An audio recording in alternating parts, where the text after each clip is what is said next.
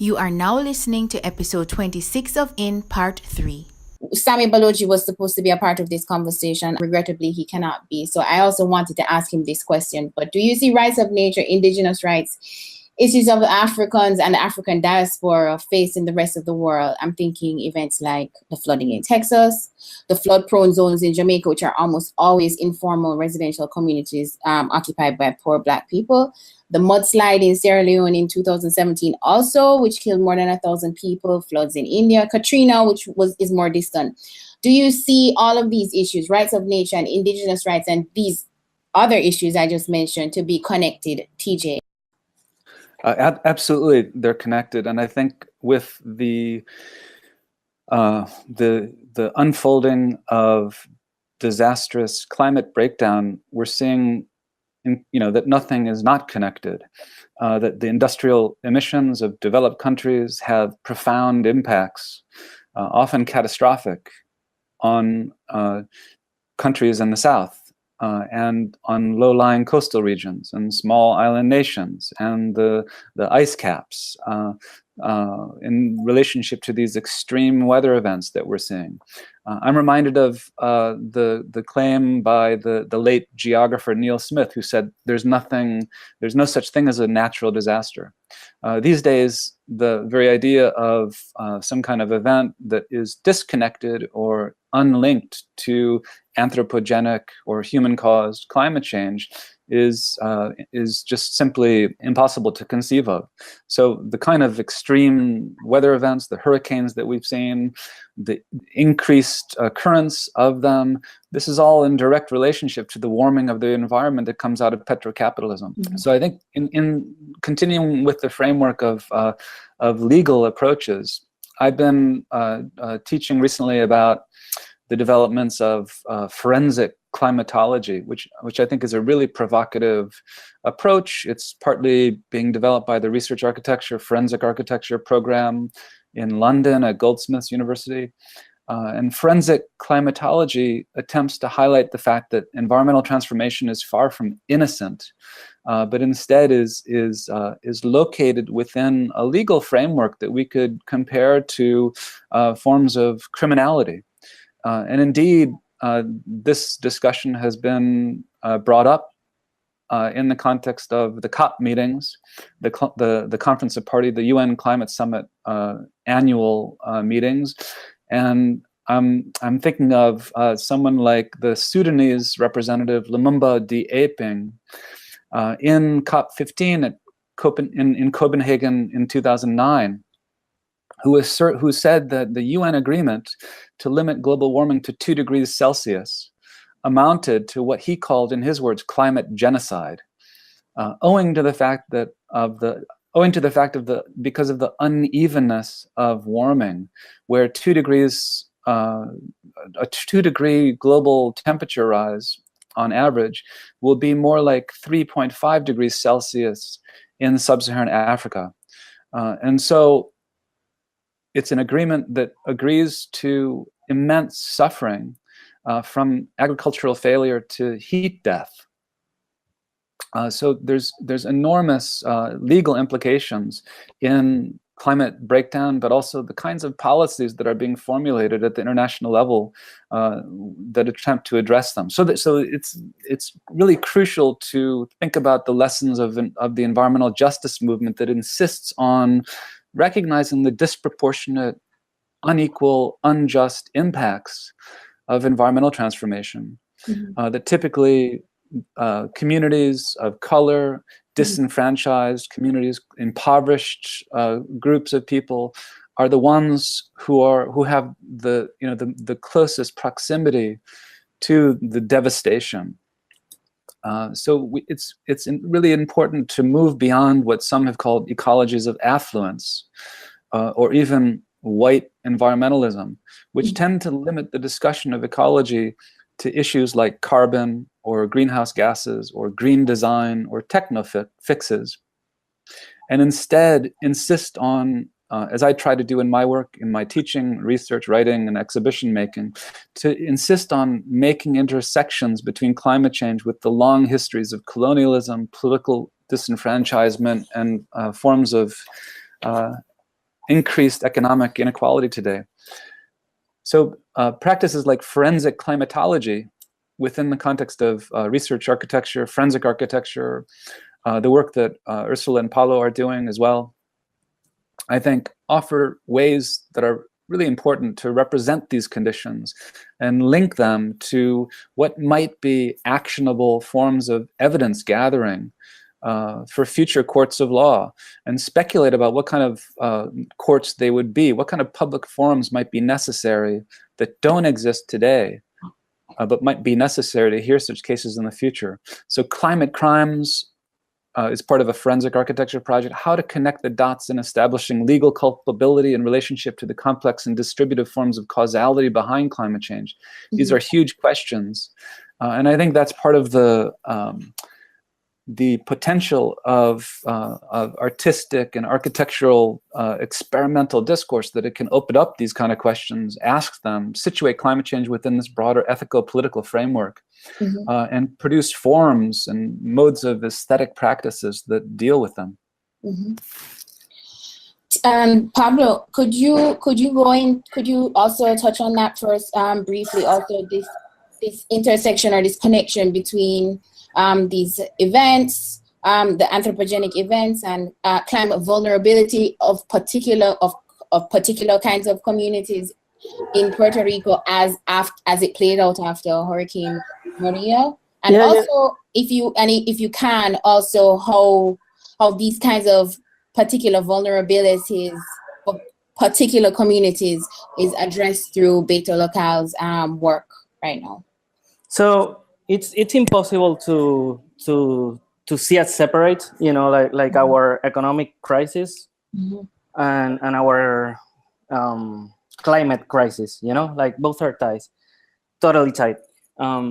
It's obvious that our, kind of like the economic system that was imposed after the 50s doesn't work. It's been pretty obvious for decades, but now it's extremely explicit. And kind of like what we're facing right now after the hurricane, it's the result of those really, of a really unstable and not not well developed or design context. Kind of like right now what we're facing also, it's a massive, we're losing a lot of people in Puerto Rico. It's kind of like the way, it's interesting how the whole thing, it's kind of like, they don't talk about the economic situation as much. They're just talking about the disaster of the hurricane. But like I said before, everything's tight. So, but it's right now we're losing a lot of people. Among those, we're losing pretty much all our cultural, scene in a way. And that's kind of like a way of how you start destroying, I don't want to go deep into what is the identity of a country, but if you get rid of the people that live there, like you will lose the identity of a country. And that's kind of like what we fear that it's going to happen here. So in a way, we're kind of like focusing our efforts in the artist community and the cultural, world here, because it's a community that, one thing, it's like they're part of many communities, like it's funny how you see on certain platforms how they refer as artists, they like always the artist is impacting communities. Artists are part of communities, and those communities, they don't have electricity, those communities, they don't have water. So it's we're facing the same situation. But then also in ways artists are used to work with certain lacks here, so I think in a way, in a different direction here, but it's really important also in a way to keep a community that I'm talking about artists in specific, specifically, and also arts as really something, something really broad. But it's kind of like important, especially in times like this, to have a group of people that are actually paying attention to what's going on. Paying attention to what's going on in nature, paying attention to what's going on in terms of political and colonial issues in Puerto Rico, and also to be paying attention in terms of how people are moving within this new or kind of like newish context. Deborah, I would love to hear from you in this area also, and their potential in redefining these relationships, precipitating a change of course away from climate disaster and towards recovery. I mean, I think, just touching on what Pablo was saying in terms of the movement and the displacement of people after storms and these types of disasters, as you were speaking, I was thinking too about like even Katrina, when you had people just sort of moved and displaced and just put on buses and taken to other places. And then also just watching the news and also my friends just knowing that, people are hopping on planes and they're talking about how many people from Puerto Rico have moved to Florida. And so, thinking about the cultural currency and just sort of how that does shape identity. And I'm always sort of, I guess, in terms of that displacement, I'm always interested in what moves into that space, right? Where that opening is left, and what that does. I think going, I guess maybe back to your question too about the potential for art practices. I think the role, I guess, to a certain extent, I don't know. I was teaching a class on the environment and art last semester. And, one of the questions, it was not to non-art students who, the question always came up as we looked at work, as we looked at issues, like, what do you actually do? And like, what is the actual potential for art to make a difference, right? A lot of times we speak to other creative people who are in this sort of bubble with us and we're motivated and we sort of see the connections. And I kind of use the class as a way to ask people who were going into biology and criminal justice and business, if they thought these projects made a difference. And so it would always be sort of interesting to sort of see how the arts are received. I think, work like what Ursula is doing with the videos and sort of people actually hearing the voices of people who live in these spaces who are being affected directly. That sort of had like a really like huge impact on the students. They could see it, they could see the effects, they could hear the voices. And then work that was a little bit more abstract, called for a little bit more work. I think on their part in terms of reading it. I don't know as a person who's practicing if we necessarily have to, who we cater to in a situation like that. I mean, for me, it's always been about, I tend to work more abstractly. Mm-hmm. But when I made a series of paintings years ago about the salt pond on St. Martin and how it had been polluted, and right now a big issue for the environmentalists at home is the fact that there's a fire that's burning and nobody knows what type of toxins are in that huge pile, right? Which has also been exacerbated by all the debris from the hurricane as well. Mm-hmm. And when it's on fire, there's all this smoke and people are wearing masks and stuff. And so, I'd made this project about the pollution of the pond at the time, and there were abstract paintings. And one of the things that came out of it was when I did like a radio program at home on the radio, people were calling in and sort of saying, yeah, it's true. Like, why is our pond this way, right? Why, because I didn't paint it in these sort of beautiful colors. There was sort of this sort of very earthy, sort of muddy tones, and lots of reds, not the color that you would expect the pond to be. And the conversation was all about, why aren't we restoring this? Like, why is it so polluted? What about the mangroves for the fishes in that pond? I remember older people would call in and say, I remember fishing in that pond, and now I wouldn't even want to put my hand in it. And so on some level, I think it is sort of part of the practice to maybe provoke conversations, right? And stimulate conversations that might be in unexpected ways. And, so for me, that's sort of, the way I try to approach it. I always think, for living here in Jersey City and then even after grad school, I'd always remember, like, when I talk about my work, like how to talk about it, because there's a thing that happens, I think, too, when you sort of enter an academic space, you start to talk in a kind of language that is super academic. And then, I wouldn't. And I would always say to my colleagues, like, well, I have to explain this to people on a Caribbean island that's 36 square miles who haven't gone to art school. And I want them to get it. Like, I'm not making this to sort of exist in a gallery or a museum or in a vacuum.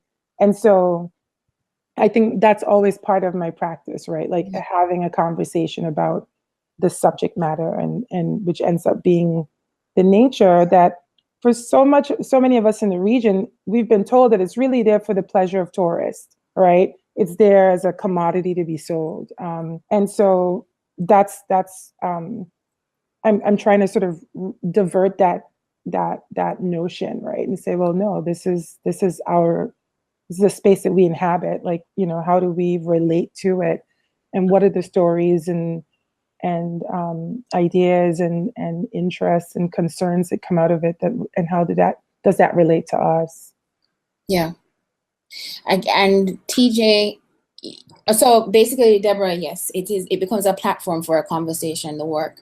And I think that's an important function. And TJ, you as a curator, I guess you are more exposed to artists working in more diverse media and also interdisciplinarily.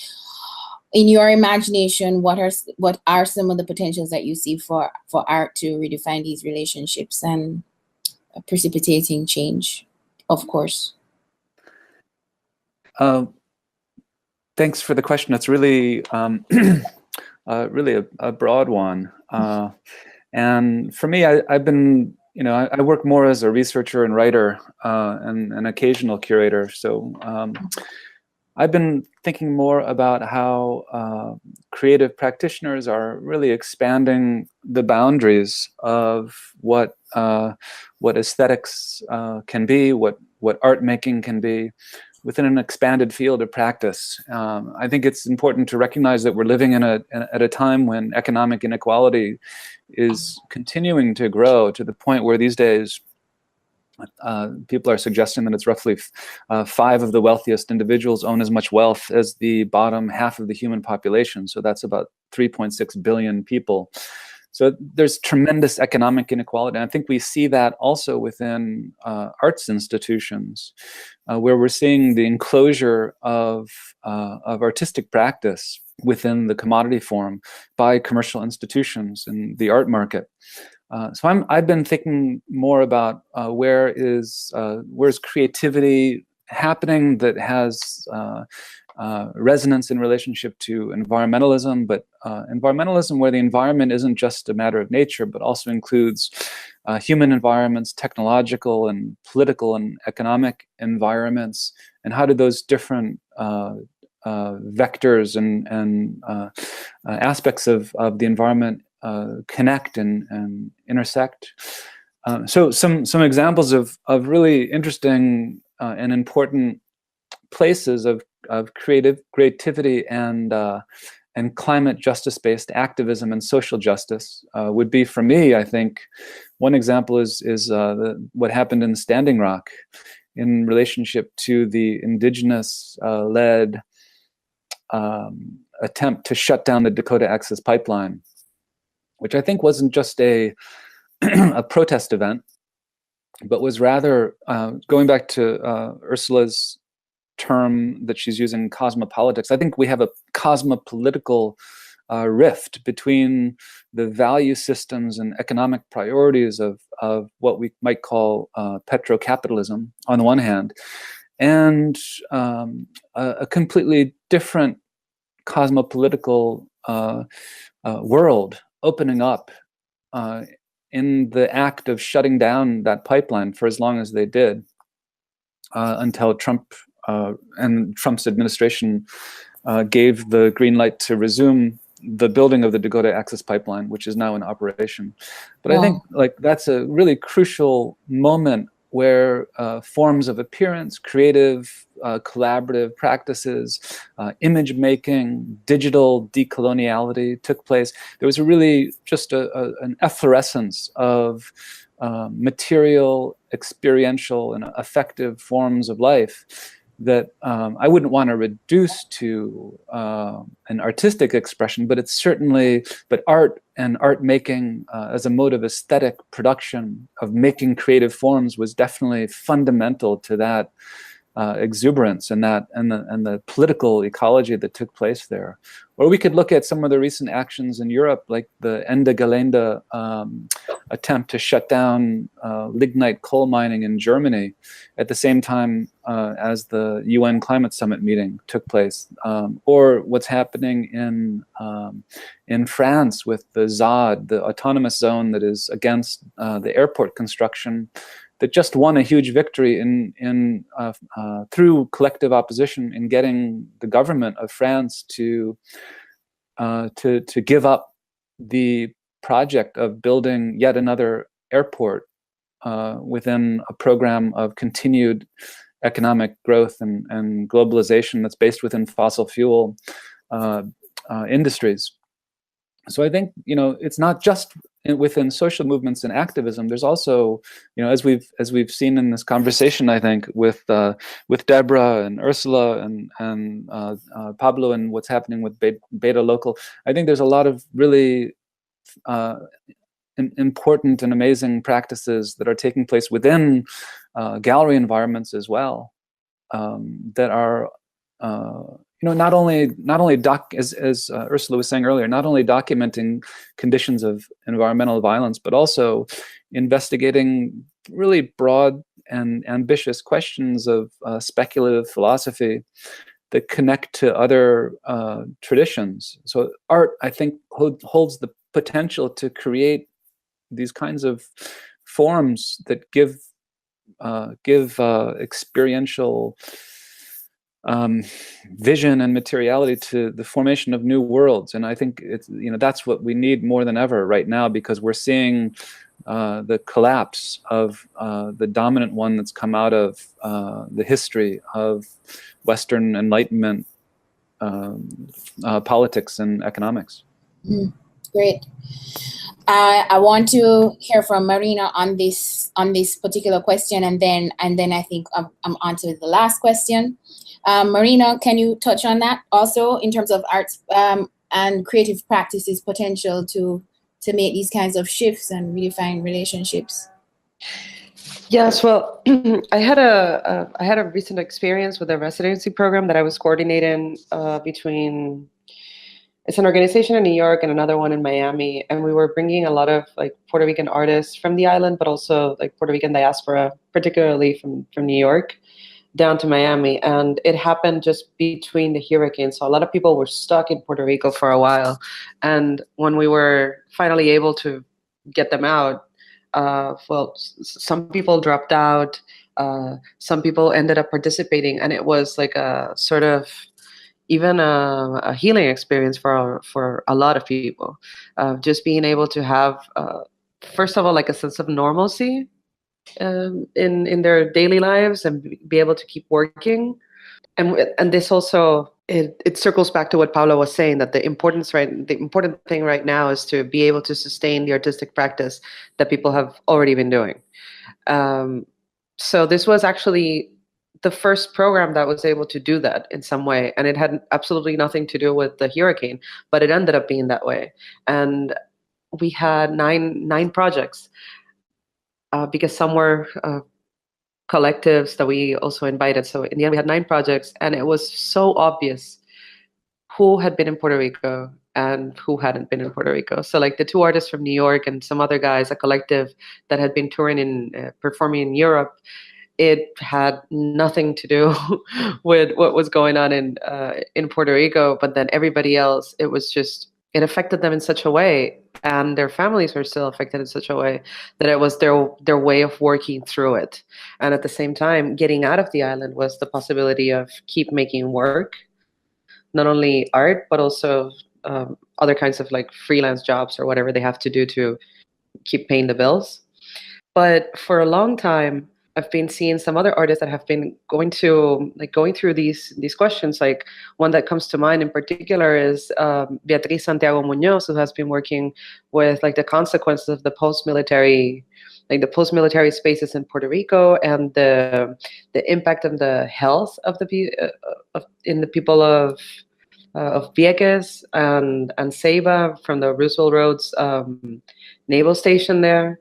And there are some people that have been doing this for a long time, and now we have to see how we can work through that, but that doesn't like cater to what people want to see. So what I'm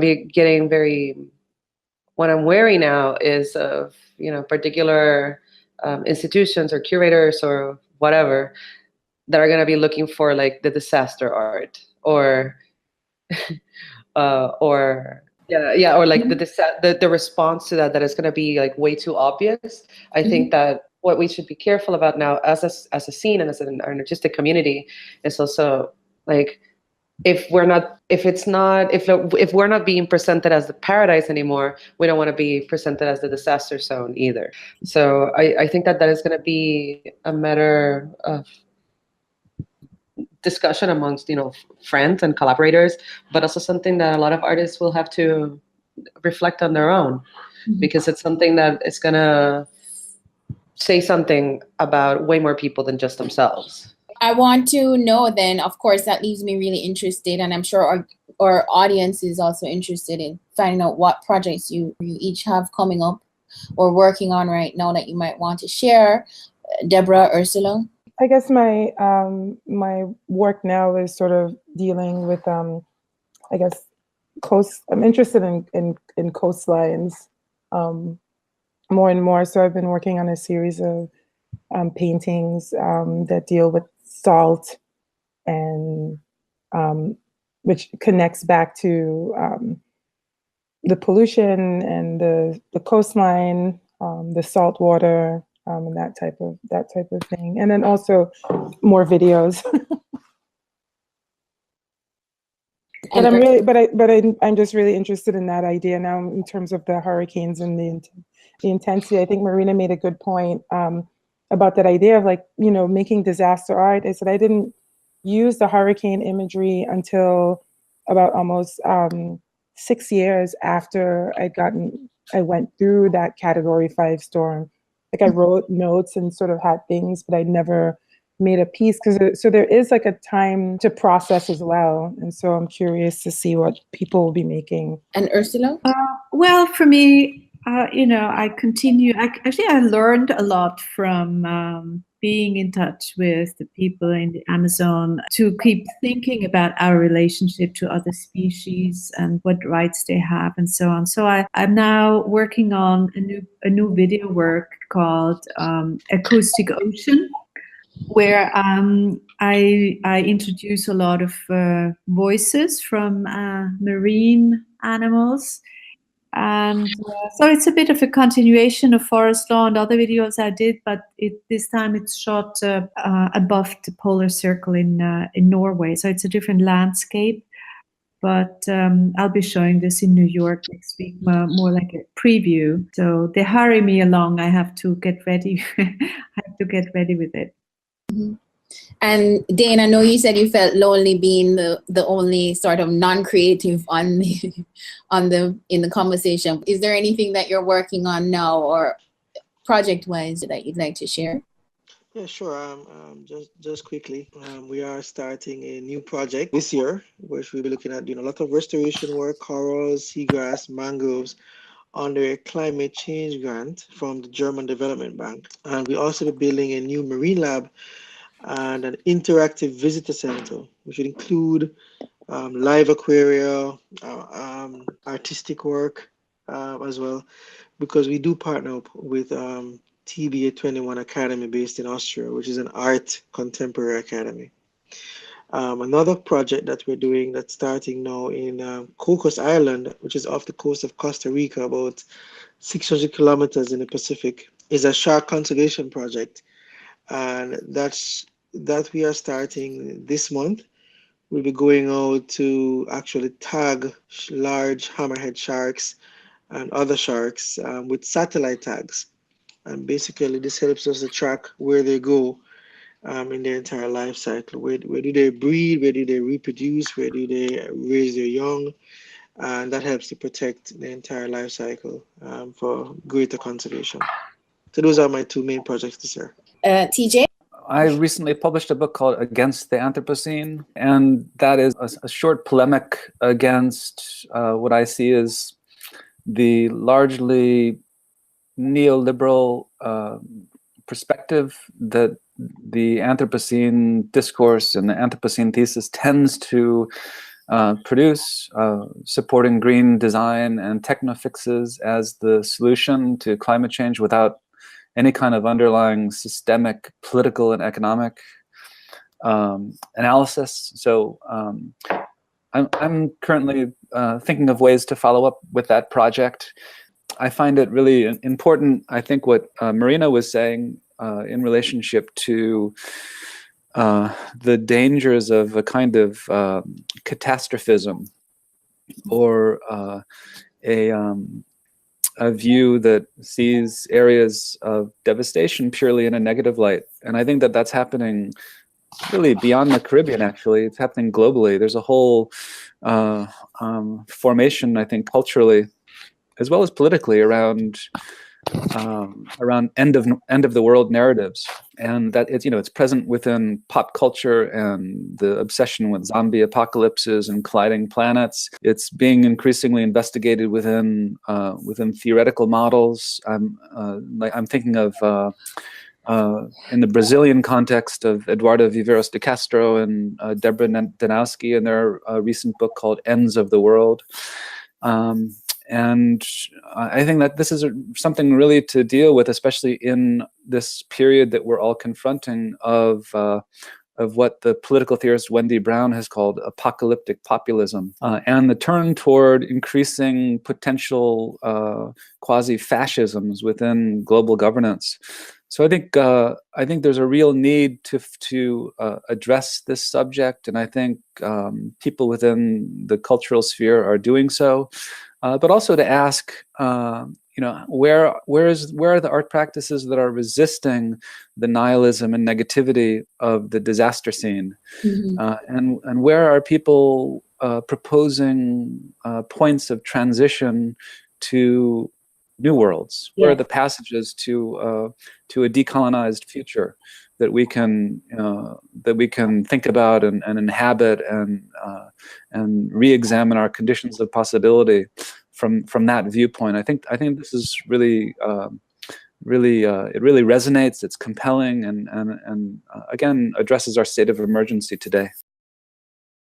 And Marina, I am wrapping up my my trips. I still have to go to the Dominican Republic next, so I'm going to be doing some research on a Dominican artist who died some time ago, Silvano Lora, and I think that he really offers a model for a certain practice of resistance, particularly through some performance work that he did around the discovery, the celebration of the discovery of the New World in 1992, and a biennial that he established during the early 90s as well in Santo Domingo. But at the same time, I'm going to be also writing a lot about each place that I went to, and kind of thinking about certain topics like the resignification of post-military spaces, the hotel complex, and kind of the racialized aspects of the hotel complex, and how we've gone from plantation to resort, often in the same place. And that is very obvious in Montego Bay, for example. The Canal Zone in Panama. So I'm going to be digging into that a little bit. Also the correlation between paradise and fiscal paradises, and how all this affects cultural production. So I'm going to be dedicating more time to writing, and also hustling and trying to bring some actual projects, exhibitions, not just publications. Thank you for tuning in to In. Join us for episode 28, featuring guests Kadamawe Knife, Susanne Winterling, and Cooking Sections, for another conversation on the intersection of creative practices and the rights of nature movement.